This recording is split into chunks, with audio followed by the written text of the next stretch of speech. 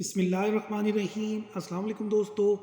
Einstein چاہتا تھا کہ مرنے کے بعد خاموشی کے ساتھ اس کی آخری رسومات ادا کی جائیں اور اس کی باڈی پر کسی قسم کی کوئی ریسرچ نہ کی جائے۔ 18 اپریل 1955 کو آئنسٹائن پرنسٹن میں اس جہان فانی سے رخصت ہوا۔ ڈاکٹر تھامس ہاروے جو کہ پیتھولوجسٹ تھا، اس کو آئنسٹائن کی باڈی کا معائنہ کرنے کے لیے بلوایا گیا۔ اس نے آئنسٹائن کی باڈی کا معائنہ کرتے ہوئے آئنسٹائن کا برین نکال لیا اور وہاں سے بھاگ گیا۔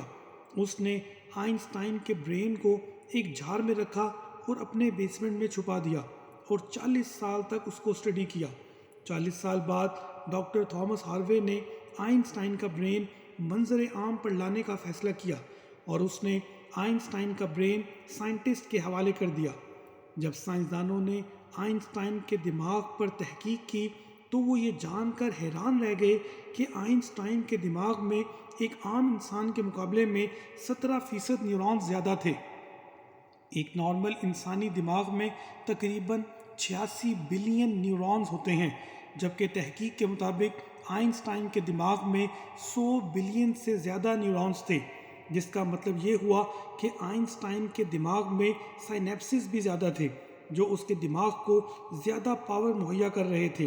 اب سوال یہ ہے کہ کیا یہ نیورونز قدرتی طور پر زیادہ تھے یا دماغ کے زیادہ استعمال کی وجہ سے ان کی تعداد میں اضافہ ہوا؟ آپ اس حوالے سے کیا جانتے ہیں، یہ کامنٹ سیکشن میں ضرور بتائیے گا۔ آئنسٹائن کے دماغ پر جب مزید تحقیق کی گئی تو پتہ چلا کہ آئنسٹائن کے دماغ میں ایک رنکل یعنی سلوٹ موجود نہیں تھی، جسے سائنسی زبان میں پیرائٹل اوپرکیولم کہا جاتا ہے۔ یہ ایک سلوٹ ہے جو دماغ کے ایک حصے کو دوسرے حصے سے ایک خاص حد تک جدا کرتی ہے۔ اس سلوٹ کی غیر موجودگی کا یہ مطلب ہوا کہ آئنسٹائن کے دماغ کا ایک حصہ نسبتاً بڑا ہونا چاہیے تھا۔ اسی وجہ سے آئنسٹائن کے دماغ میں پیرائٹل لوب کا سائز 20% تک بڑھ گیا تھا۔ پیرائٹل لوب انسانی دماغ کا وہ حصہ ہے جو میتھ سکلز اور دماغی تصاویر یعنی مینٹل امیجز بنانے کا ذمہ دار ہوتا ہے۔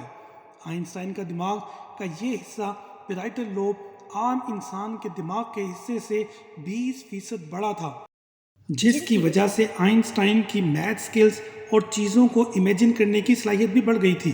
ایک اور یہاں پر اہم بات اور خاص بات، ہمارے یہاں عام طور پر یہ خیال کیا جاتا ہے کہ جس کا دماغ بڑا ہوگا وہ زیادہ ذہین ہوگا، لیکن آئنسٹائن کے دماغ کا وزن 1230 گرام تھا، جبکہ نارمل انسانی دماغ کا اوسط وزن تقریباً 1400 گرام تھا۔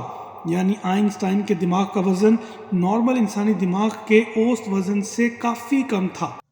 اب سوال یہ ہے کہ کیا یہ ابنارمیلٹیز آئنسٹائن کے دماغ میں قدرتی طور پر پائی جاتی تھی یا اس نے اپنے دماغ کا بہت زیادہ استعمال کیا جس کی وجہ سے یہ چیزیں ایسی ڈیولپ ہو گئیں؟ اپنی رائے کا اظہار کامنٹ سیکشن میں ضرور کیجیے گا۔